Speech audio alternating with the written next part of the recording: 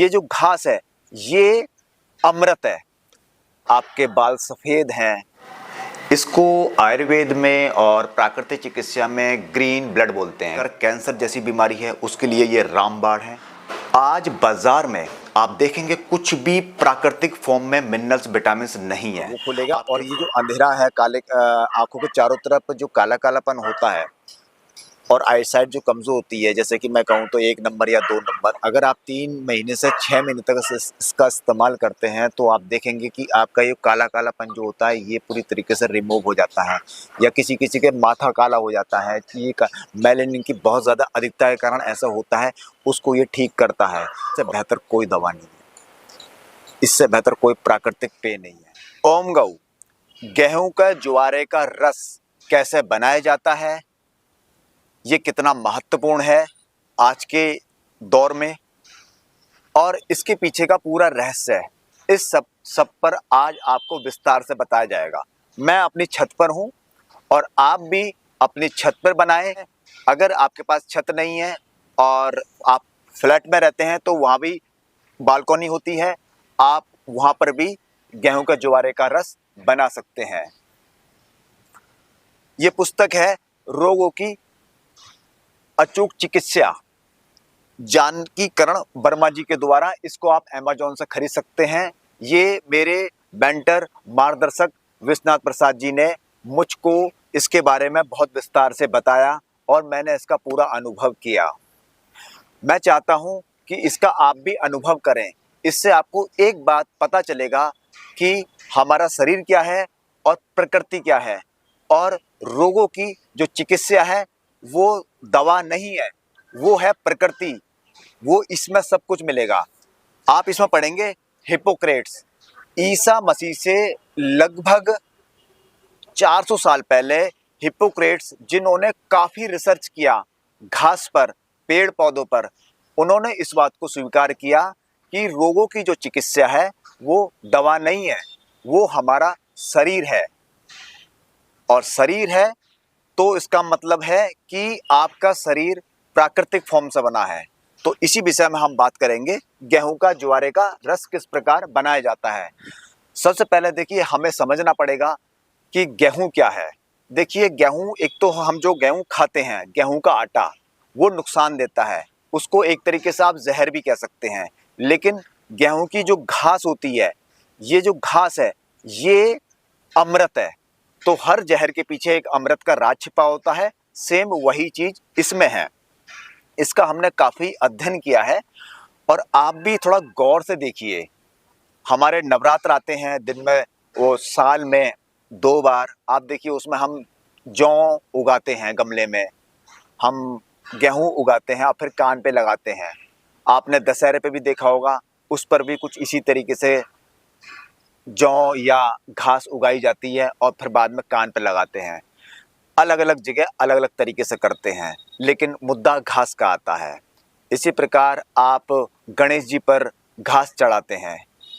बहुत ज़्यादा मैंने ब्रह्म विवर्त पुराण में पढ़ा है, जिसमें एक बार क्या होता है कि गणेश जी के पेट में काफ़ी हीट हो गई थी, तब उनको घास का रस दिया गया था। तो इसका मतलब क्या है? इसका मतलब है कि ये एक रहस्य है और इस पर काफ़ी रिसर्च हुआ है।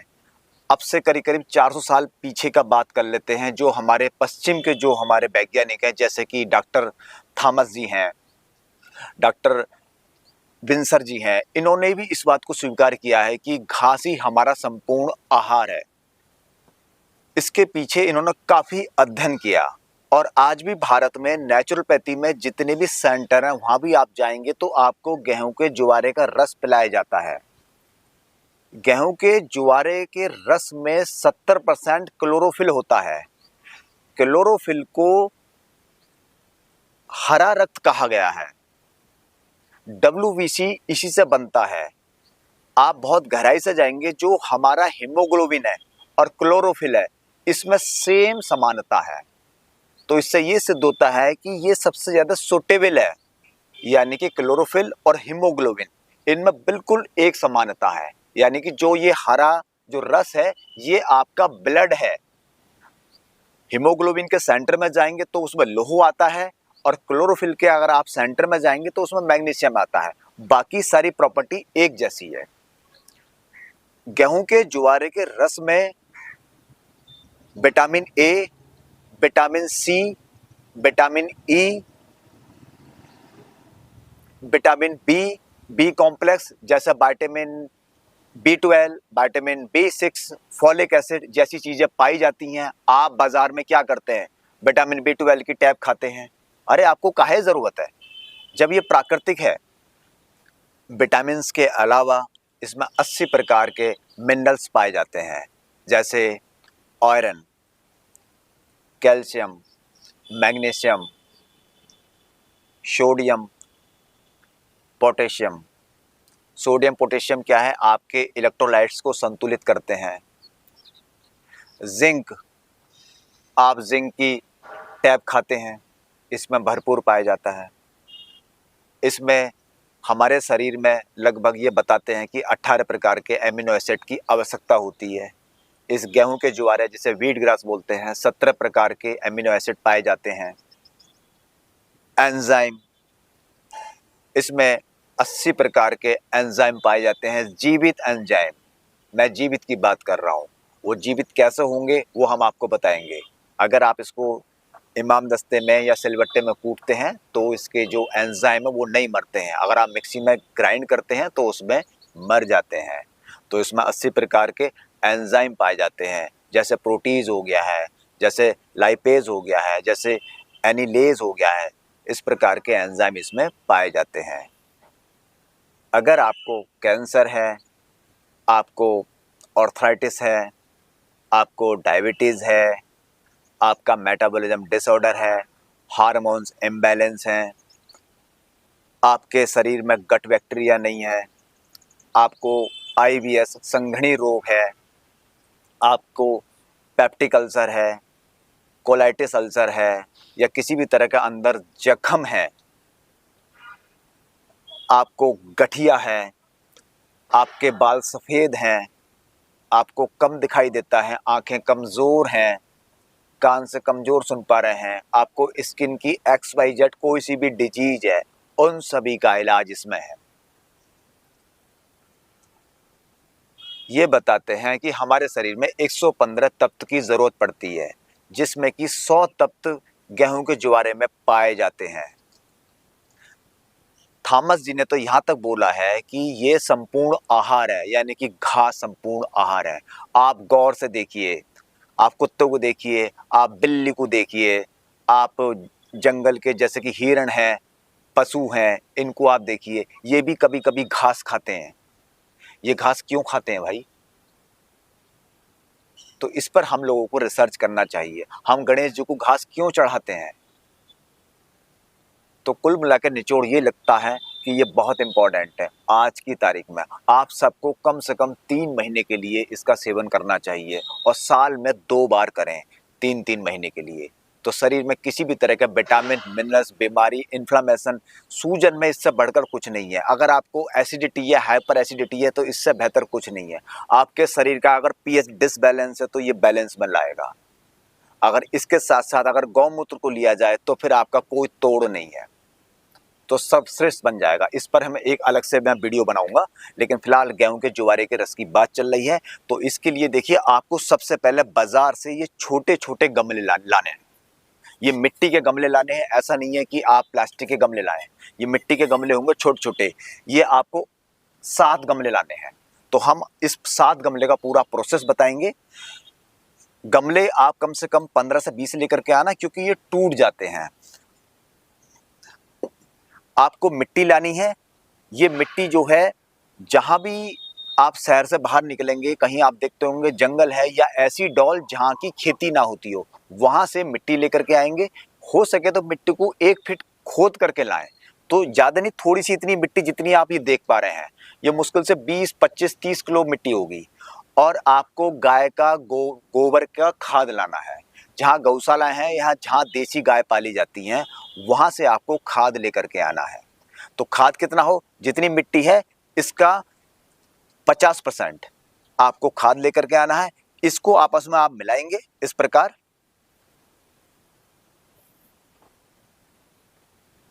खाद और मिट्टी को आपस में मिलाएंगे।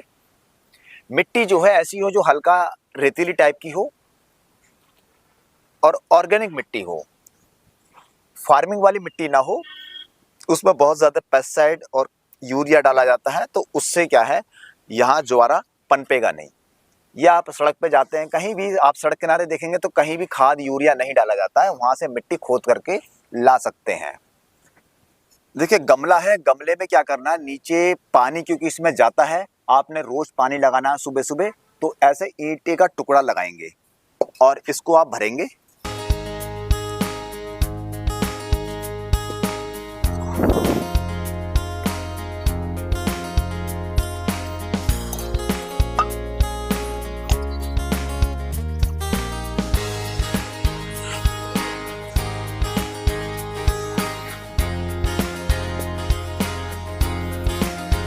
आपको अपनी छत पर ये गमले रखने हैं और गमलों में एक बात ध्यान रखना है, जो ज्वारे में जो धूप पड़ता है वो सुबह का धूप पड़े और जो दोपहर का धूप होता है वो ना पड़े। इसके पीछे रहस्य ये है, इसमें क्लोरोफिल होता है। जब दिन की धूप जो 12 से 3 वाली जो धूप होती है वो पड़ती है, तो जो क्लोरोफिल है वो क्लोरोप्लाज्मा से बनता है, तो वहाँ सूरज का ज़्यादा तीक्ष्ण गर्मी के होने से थोड़ा सा ये इसमें वो गुणवत्ता नहीं बनती है। तो इसके लिए आप इस तरीके से कपड़ा आता है, कपड़ा कर सकते हैं छत पे। अगर पूरा ओपन छत है, अगर आपका बालकनी है तो उसमें कोई दिक्कत ही नहीं है कि उसमें तो धूप 3 से 4 घंटे आती है, लेकिन सुबह की जो आती है उगती हुई धूप वो इसमें लगनी चाहिए। तो इसमें हमने 7 गमले रख दिए हैं। अब इसको इस तरीके से लगाएंगे हम।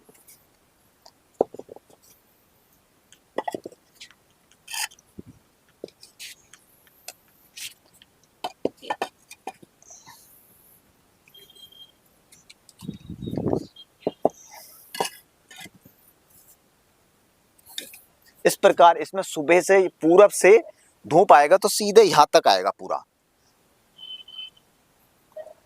अब आपने क्या करना है, ये मिट्टी का ऐसा हांडी लेना है आपने।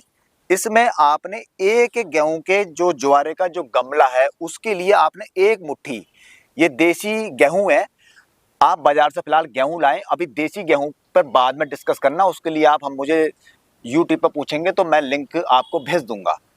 ये 1 मुट्ठी आप डालेंगे, थोड़ा सा और ज्यादा इतना। इसमें आपने पानी डालना है।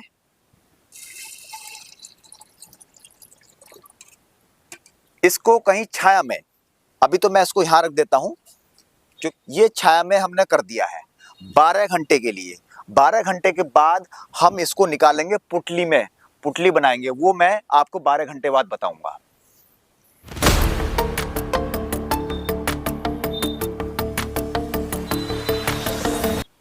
12 घंटे हो गए हैं। 12 घंटे के बाद सूती कपड़े में आप हांडी का मुंह ऐसा लगाएंगे और इसका सारा पानी आप निकालेंगे।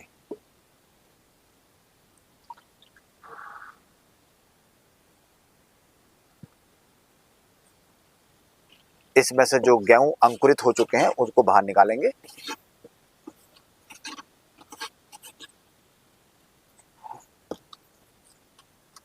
इसकी पुटली बनाएंगे इस तरीके से,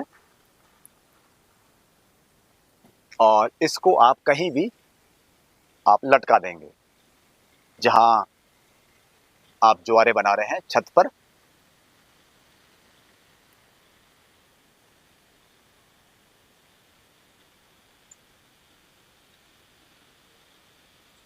बारह घंटे के लिए इसको लटकाना है। इसके बाद फिर हम ज्वारे को बोएंगे।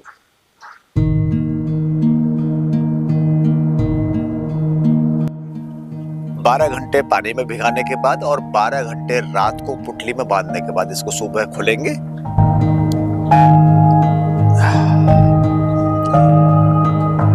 ये देखिए गेहूं में थोड़े थोड़े अंकुरित हो गए हैं, आप ये देखिए।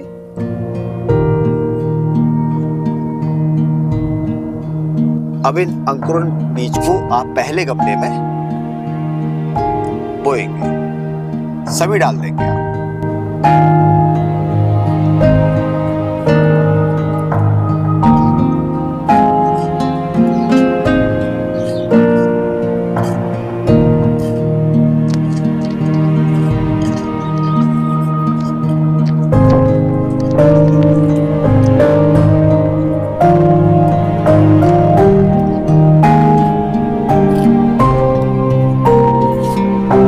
पानी लगाएंगे इसमें।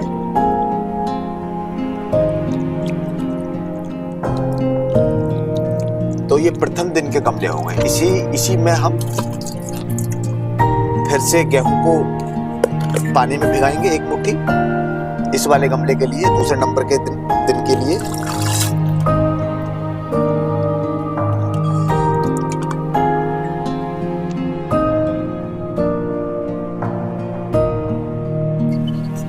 आज दूसरा दिन है और हम दूसरा गमला जो है बोएंगे।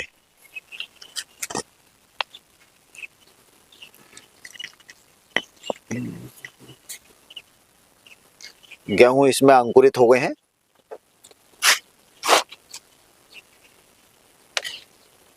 दूसरे गमले में हम आज ज्वारे बोएंगे।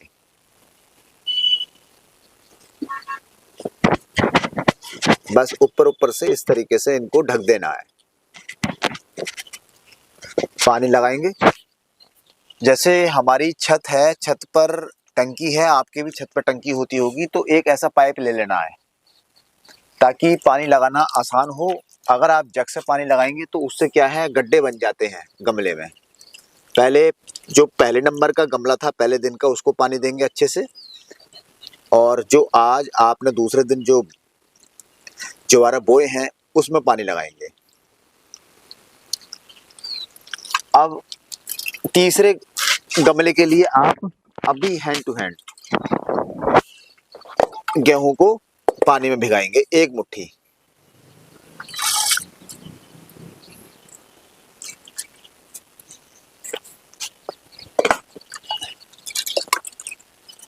शाम को इसकी पुटली बनाएंगे और सुबह तीसरे दिन फिर हम तीसरे गमले पर बोएंगे।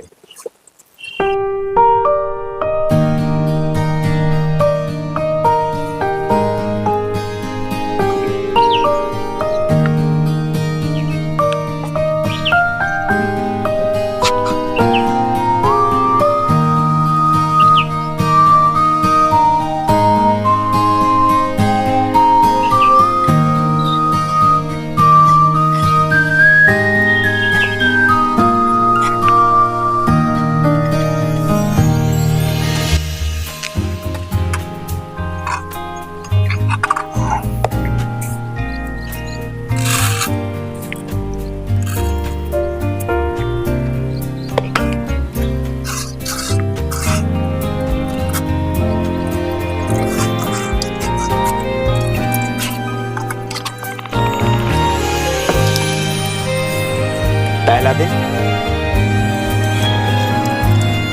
दूसरे दिन के ज्वारे, और ये आज तीसरा दिन।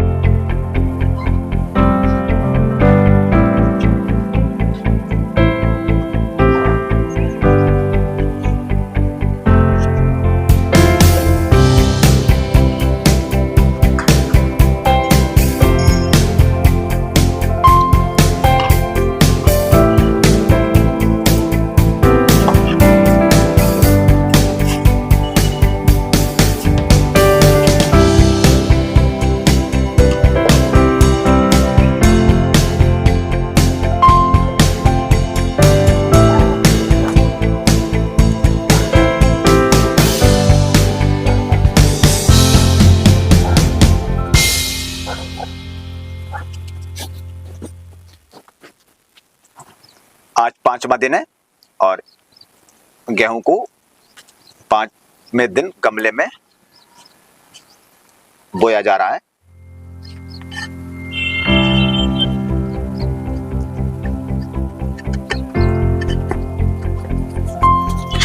ये पहले दिन के गमले हैं, इसमें पानी लगा रहे हैं। इसमें देखिए लगभग ये 2.5 से 3 इंच बड़े हो गए हैं ज्वारे। ये दूसरे दिन के हैं ज्वारे, इनकी लंबाई अभी 1 इंच हुई है। तीसरे दिन में अभी ये शुरुआत है और चौथे दिन में अभी आना शेष है और आज 5वां दिन है जो आज हमने बोए हैं।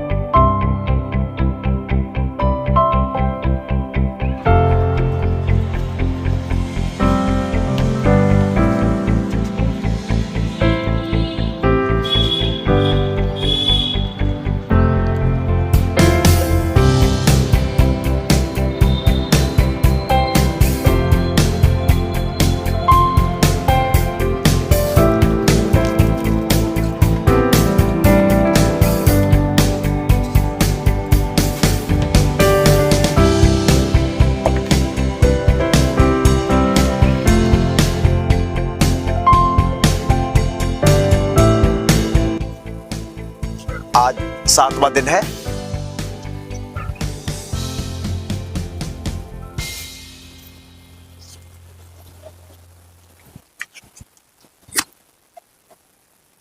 सातवें गमले में हम गेहूं को बोएंगे।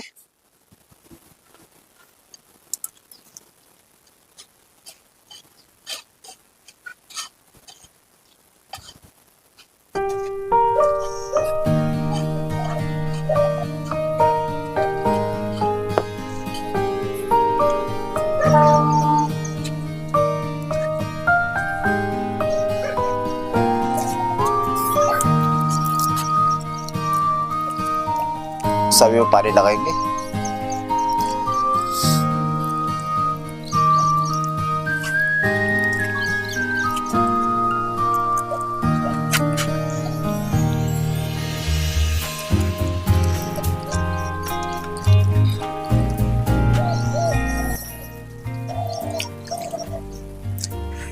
पहले गमले के जो ज्वारा है मैं इसे चेक कर पा रहा हूं तो ये लगभग 4 इंच का हो गया है।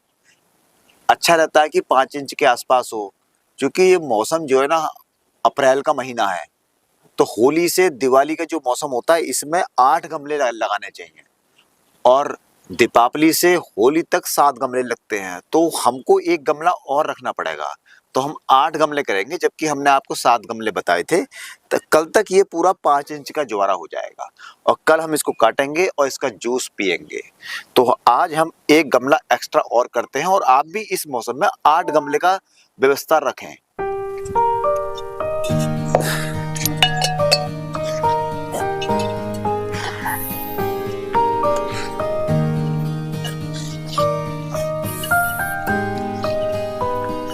ये 8वां गमला हमने यहाँ रख दिया है। अब 8वें गमले के लिए हम गेहूं भिगाएंगे 12 घंटे के लिए और शाम को हम इसको पुटली में बना करके यहाँ पर टांगेंगे।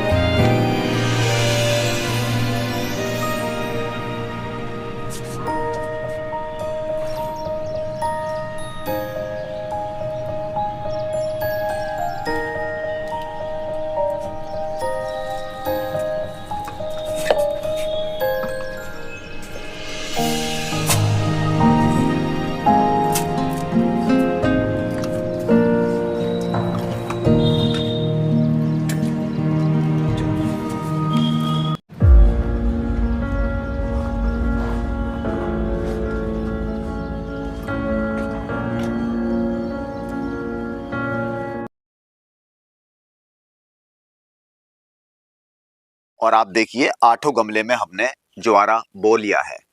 आज हम ज्वारे को काटेंगे। ये पहले दिन का है। इसकी लगभग लंबाई 5 से 6 इंच हो चुकी है। ये दूसरे दिन का है, ये तीसरे दिन का है, ये चौथे दिन, 5वां दिन, छठा दिन, 7वां दिन। क्योंकि अगर आप दीपावली से होली के बीच में पीरियड में तो 7 गमले, और होली से दीपावली के यानी कि गर्मियों के पीरियड्स में तो इसमें 8 गमले रखने पड़ेंगे। तो 8वें दिन का वो है। आज हम इसको काटेंगे, बिल्कुल जड़ से काटेंगे। इसको हम चाकू से काटेंगे या फिर कैंची से। जितना हो सके नीचे जड़ से काटना है, क्योंकि क्लोरोफिल सबसे ज़्यादा इसकी जड़ में पाया जाता है। और सुबह सुबह का धूप लगना बहुत ज़रूरी है, और दोपहर का धूप नहीं लगना चाहिए। दिन में एक बार सुबह पानी लगाना है, और अगर गर्मियों के दिन है तो शाम को भी पानी लगा सकते हैं। जब आप जो गेहूं के बीज हैं इनको आप पुटली में बांधते हैं तो उसी समय इसमें पानी लगा सकते हैं।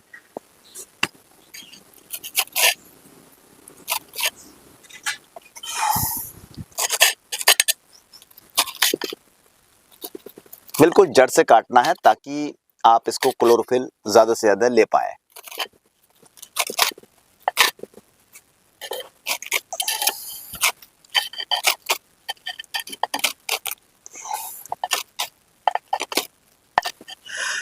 जो गमला हमने काटा है अब इसको चेंज करेंगे, क्योंकि 8वें दिन फिर इसी गमले के हमने ज्वारे को काट करके पीना है रस इसका। क्योंकि हमने लगभग 3 महीने लगातार इसके रस को सेवन करना है।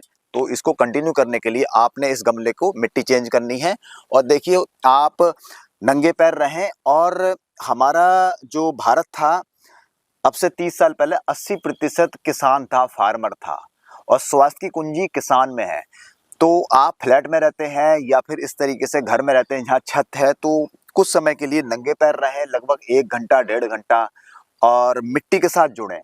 मिट्टी में वो सारे तत्व हैं, आपका शरीर भी मिट्टी से बना है। तो इससे क्या है, मिट्टी आपके शरीर को एब्जॉर्ब करेगी और आप स्वस्थ रहेंगे। तो कुछ समय फील करें कि आप एक फार्मर हैं।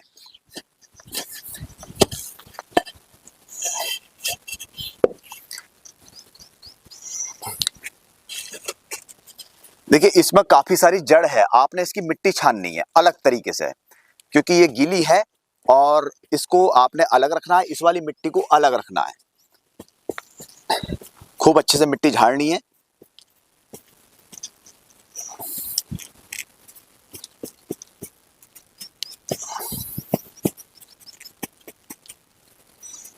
अब ये जो जड़ें बची हैं इसको आपने कहीं सिला देना है ताकि अच्छा खाद बन जाए, और इसको आपने फैला देना है। ये गीला है तो ये 2 से 4 दिन जब से धूप लगेगा तो ये मिट्टी अच्छा बन जाएगा। और आपका जो ये सूखा वाला मिट्टी है जो पहले वाला था, इसमें फिर ऐसा ही आप एक गिल्टी रखेंगे और गमले में मिट्टी भरेंगे।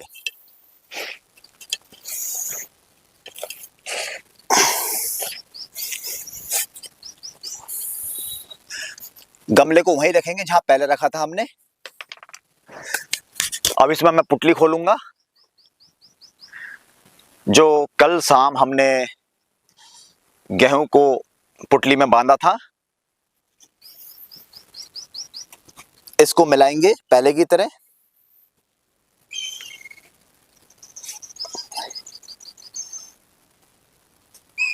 अब इनको बोएंगे।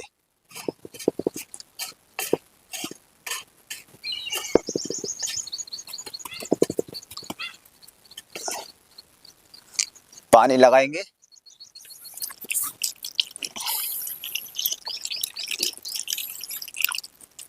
ये गमले जो है कल इनके द्वारा हम पिएंगे इनका रस, और सभी गमलों में हम एक एक करके पानी लगाएंगे।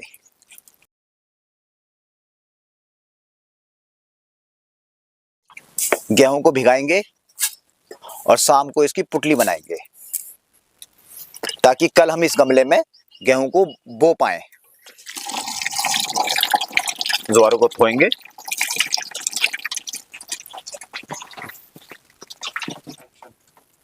ज्वारे का रस निकालने की 3 विधि है। 2 है वैदिक पद्धति से और 1 है आधुनिक। हम तीनों बताएंगे आपको, लेकिन जो ग्राइंडर वाला जो हम आपको बता रहे हैं उसमें क्या होता है, कटिंग होती है। हीट और दबाव से इसके जो सेल्स हैं, इसके जो न्यूट्रिशन वैल्यू है, विटामिन से, इसके जो खासकर इसके जो पाचक एंजाइम्स, पाचक जीवित एंजाइम जो इसके अंदर होते हैं वो नष्ट हो जाते हैं। लेकिन चूंकि आप इसकी शुरुआत कर रहे हैं तो पहले आपके लिए महत्वपूर्ण है कि आप इसका जूस बनाना सीखें, जूस बनाने की आदत डालें, पीना शुरू करें। उसके बाद जब आपका आदत बन जाएगा तो आप इसमें आप सिलबट्टे में या फिर इमाम दस्ते में से दोनों में से आप किसी एक में आ सकते हैं। तो जो आपने ज्वारे धोए थे इनको आप कटिंग करें चाकू से।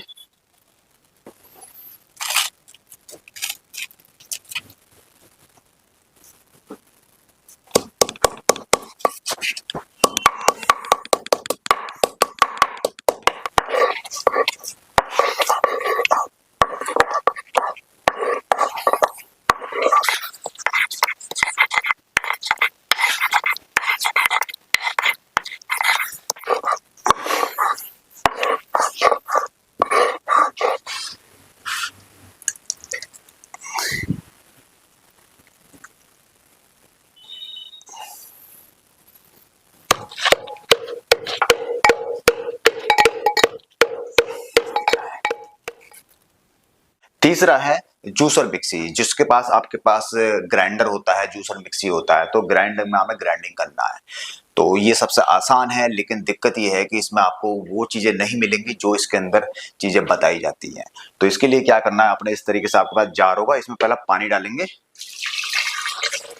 लगभग 100 ml, और जो आपके पास ये ज्वारा है ये इसमें आप डालेंगे।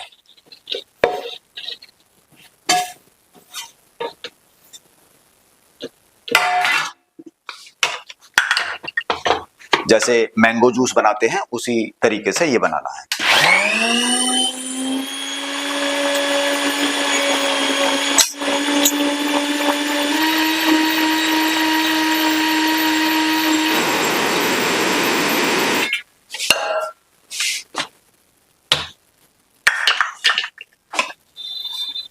इसको छानेंगे।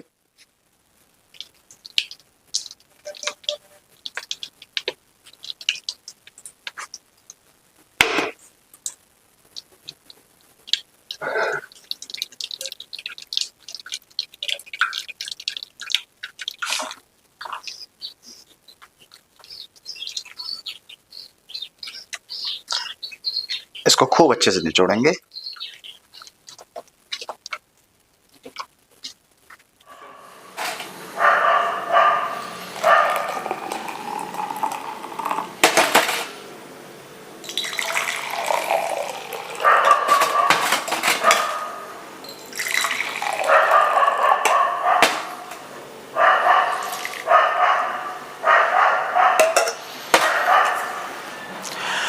ये है गेहूं के ज्वारे का रस, इसको बोलते हैं व्हीट ग्रास जूस। एकदम हरा है, इसके अंदर क्लोरोफिल है। इसको आयुर्वेद में और प्राकृतिक चिकित्सा में ग्रीन ब्लड बोलते हैं। ग्रीन ब्लड क्यों बोलते हैं? क्योंकि क्लोरोफिल और हमारा हीमोग्लोबिन इनमें बिल्कुल समानता है, एकदम समानता है। अगर इनके न्यूक्लियस में जाएंगे तो इसमें जो है क्लोरोफिल में मैग्नीशियम पाया जाता है और हीमोग्लोबिन में लौह तत्व पाया जाता है। बाकी सब सिमिलर हैं, इसीलिए ये हमारे खून में मिल जाता है और खून बनना शुरू हो जाता है। आज की तारीख में वर्ल्ड में अभी ऐसी कोई टेक्नोलॉजी नहीं है जिसमें कि आपका ब्लड बना पाए, इसीलिए ब्लड को डोनेट किया जाता है। तो ये जो है ये आपको ब्लड बनाता है। डॉक्टर इयान थॉमस ने बोला है इसके अंदर 100 तत्व पाए जाते हैं और हमारे शरीर को जो ज़रूरत है वो 115 तत्व की ज़रूरत होती है।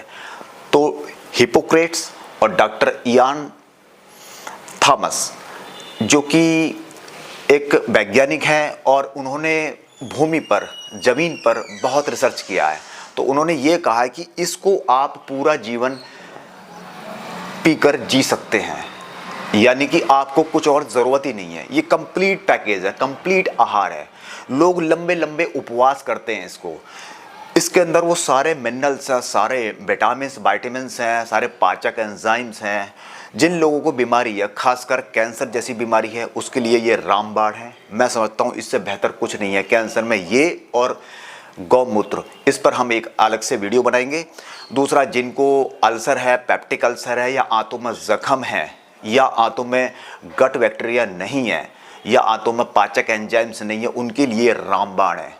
जिनको हीमोग्लोबिन की कमी है, जिनका लीवर को फिल्टर करना है, किडनी को फिल्टर करना है, डिटॉक्स करना है, उसके लिए बहुत अच्छा है। इसको जब हम पीते हैं, सबसे पहले ये क्या करता है, शरीर को डिटॉक्स करता है। और जब शरीर को डिटॉक्स करता है तो पीने के बाद हल्का उबकाई या वॉमिटिंग जैसी चीज़ें बनती हैं। तो ऐसे में आप उल्टी या ये सब चीज़ें कर सकते हैं, ये बहुत स्वाभाविक है। आपको दस्त भी लग सकते हैं इसको लेने से, तो ये सब स्वाभाविक है। इसे लेकर के आप परेशान ना हो। शुरू में जब आप तो शुरुआत करेंगे तो इसकी जो डोज है वो 10 ml से स्टार्ट करें, और जो बीमार है, जिनको समस्या है, वो कम से कम 50 ml इस्तेमाल करें। और जिनको क्रोनिक डिजीज है, जैसे कि स्किन की है, सोराइसिस है, या फिर आपको कैंसर जैसी बीमारी है, या फिर आप लिवर सोरोसिस है, या रक्त में हीमोग्लोबिन की बहुत ज़्यादा डेफिशिएंसी है, या फिर आपके इलेक्ट्रोलाइट्स बहुत लो डाउन में है, तो ऐसी स्थिति में आप 50 ml लें। दिन में 2 बार इसको आप ले सकते हैं, 3 बार भी ले सकते हैं, लेकिन सुबह सुबह आप लीजिए। ये कंप्लीट आहार है। आज बाजार में आप देखेंगे कुछ भी प्राकृतिक फॉर्म में मिनरल्स, विटामिन्स नहीं है। आपके फल, आपकी सब्जियां और आपका अनाज, ये सब हाइब्रिड या जेनेटिक मॉडिफाई और कीटनाशक हो गया है, पेस्टिसाइड हो गया है।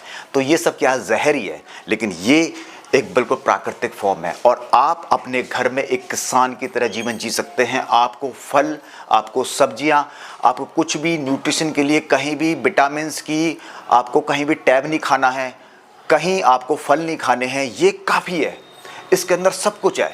तो आप, मेरा सभी से यही है कि इस वीडियो को ज़्यादा से ज़्यादा लोगों तक आप भेजिए, क्योंकि आज बाज़ार में न्यूट्रिशन के मामले में प्राकृतिक फॉर्म में कुछ भी नहीं बचा है। तो लेकिन ऐसे में ये है, और आपको कुछ नहीं, आपको छत चाहिए या बालकनी चाहिए, और थोड़ा सा मिट्टी चाहिए, थोड़ा सा देसी गाय का गोबर चाहिए, और एक किसान का फॉर्म है। आपको फील भी आएगा, आप मिट्टी से जुड़ेंगे। जब मिट्टी से जुड़ेंगे, नंगे पैर इस काम को करेंगे, तो आप देखेंगे कि मिट्टी के जो 18 तत्व हैं वो आपकी बॉडी में एब्जॉर्ब होंगे, और बाकी इसके अंदर लगभग 100 तत्व हैं।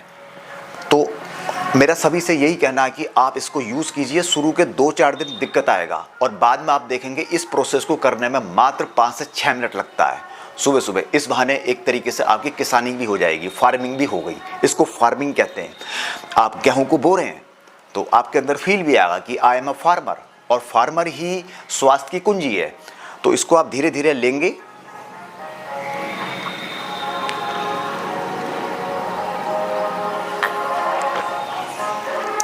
बहुत धीरे धीरे इसको पीना है, एकदम गटागट नहीं पीना है।